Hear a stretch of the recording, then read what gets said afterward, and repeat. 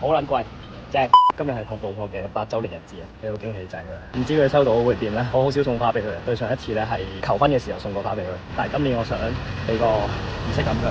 即係我覺得有陣時有啲嘢唔係一定要好貴重咯，而係要俾老婆知道呢一日係一日好特別嘅一日。希望我呢個舉動會令佢開心同埋覺得幸福啊！而家真係落晒雨啊！而家去咗一個都唔知咩區嘅地方，唔知佢有冇開咧？好似喺對面啊！終於俾我揾到間花鋪啦。Is this almost dead? Is this good quality? 紅色嘅絲帶係有啲儀式感嘅，好撚貴，正呢個 brother。Yeah，thank you。Thank you。Have a nice day。Ciao。7係我哋兩個嘅 lucky number 嚟嘅，所以我要買7扎花俾佢。咦？但唔係喎，我哋係8週年喎。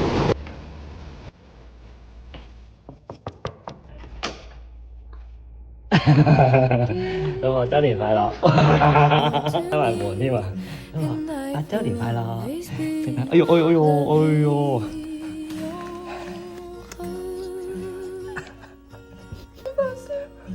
咩？你發燒啊？